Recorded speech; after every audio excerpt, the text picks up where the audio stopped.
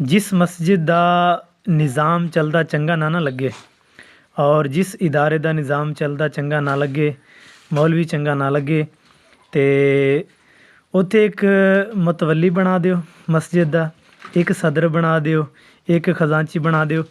Automatically मस्जिद का निज़ाम तबाह बर्बाद हो जाएगा। मौलवी भी खुडे लैन ते मस्जिद भी।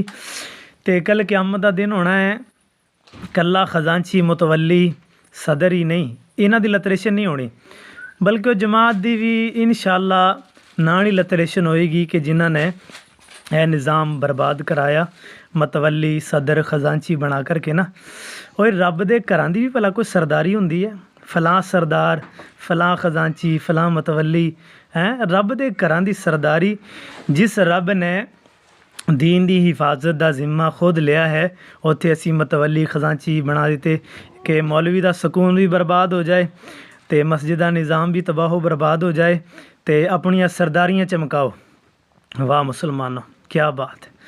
सरदारियाँ मसीते घरां सरदारियाँ नहीं चलदियाँ, लोगों के सरदारियाँ नहीं चलदियाँ, साड़ियाँ सरदारियाँ चलदियाँ ने तो मस्जिद के निज़ाम उत्ते चलदियाँ ने।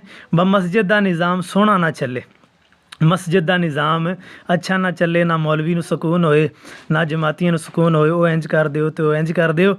खुदारा डर जाओ, वरना हज़रत साद रज़ी अल्लाह तआला अन्हु उन्हां दी बददुआ सुनिया जे, ਉਹ ਜਿਹੜਾ ਮੁਖਾਲਿਫ ਬਣਿਆ ਸੀ ਨਾ हज़रत साद रज़ी अल्लाह तआला अन्हु ਦਾ, ਤੇ हज़रत साद ने ਉਹਨਾਂ ਨੂੰ 3 ਬਦਦੁਆਵਾਂ ਦਿੱਤੀਆਂ ਸਨ।